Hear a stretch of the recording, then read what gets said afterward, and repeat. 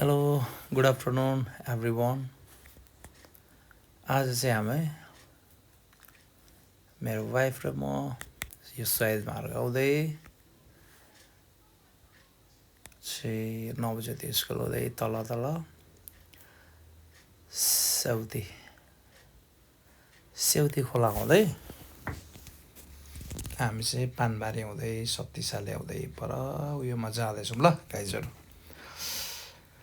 केराबारी रोडहरू त्यतैको राम्रो छ, प्रायः जसो भ्लगिङ गर्दा म त्यतै नै जाने गर्छु। तपाईँलाई रोडहरू देखाउँदै लान्छु म, हेर्नुहोस्। यो चाहिँ हाम्रो तल 9 बजेदेखि अलिक तल गएपछि सिधा सेउती पुल छेउ आयो आउने बाटो।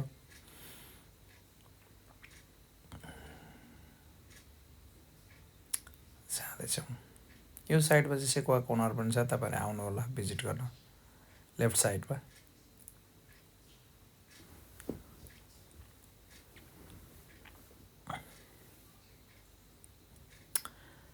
यहाँदेखिको यहाँ चाहिँ एउटा सानो कर्नर छ है।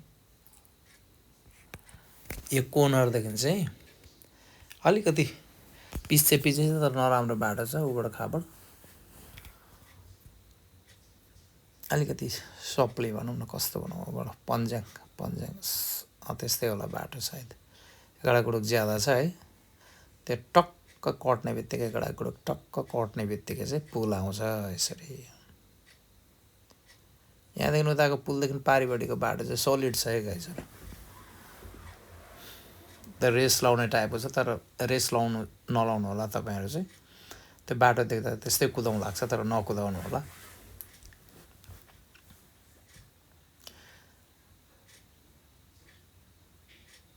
हतार गरे भन्न सकिन्न, ढिलो गए अवश्य पुगिन्छ भन्ने एउटा प्रभाव तपाईँहरूलाई थाहा नै होला।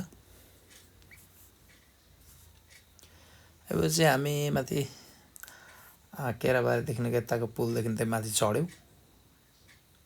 चाहिँ गाउँहरू एकदम राम्रो छ, तपाईँहरू पनि एकचोटि भिजिट गरिदिनु होला। यो माथिको झोलुङ्गे पुल छ, त्यो साइड जाने बाटो होइन चाहिँ है। त्यस गाउँको बिचदेखि भएर बाटो गएको छ। एकदम राइड गर्दा पनि आनन्द लाग्छ। फिस छ ठाउँ पनि, पहाडको फेदी, पहाड त नभए चुरे पहाडको फेदी भाबर होइन, त्यस्तोमा चाहिँ अवस्थित छ त्यो ठाउँ। एकदम राम्रो लाग्यो हामीलाई चाहिँ। तपाईँलाई पनि यो सिनहरू, यो ठाउँहरू राम्रो लाग्यो भने आउनुहोस्, भिजिट गरिदिनुहोस्, गर्नुहोस्।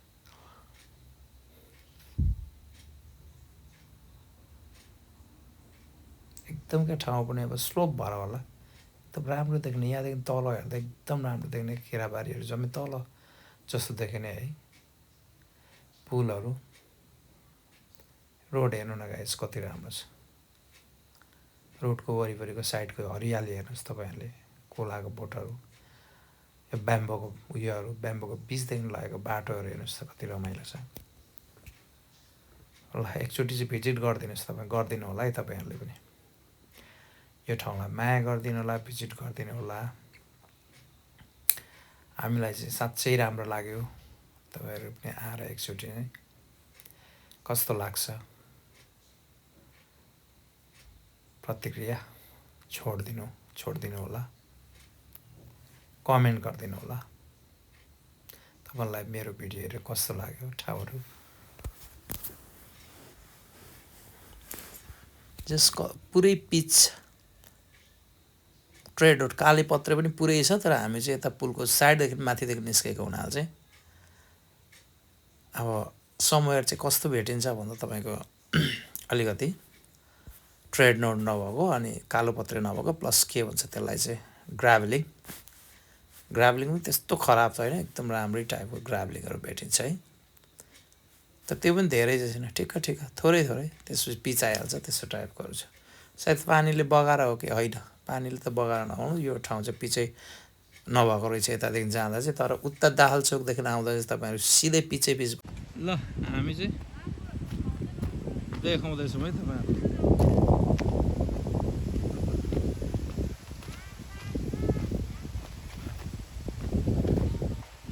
पुलको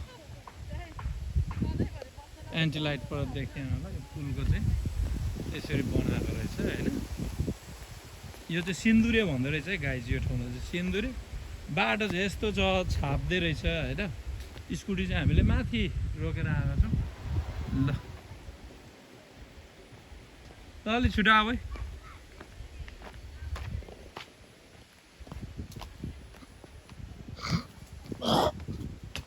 ओके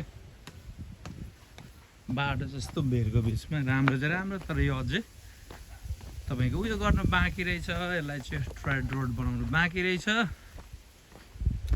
अब हुन्छ होला बिस्तारै ढुङ्गा चाहिँ छापिसकेको अवस्था छ ओ माई गुडनेस बाटो त हेर्नुहोस् त गाइजहरू ल Oh shit. Holy shit. Okay, nice. Scooty चाहिँ माथि नै रोकौँ भरे उक्लिँदैन जस्तो लाग्यो ल फाइनली गाइज हामी आइपुग्यौँ ल हेर्नुहोस् यहाँ चाहिँ एउटा चटपटे खाने ठाउँ रहेछ है चटपटे खाने ठाउँ रहेछ पाहाडीपट्टि हेर्नुहोस् त ल यसरी राम्रो भ्यू छ ल ल हेरिदिनु भयो थ्याङ्क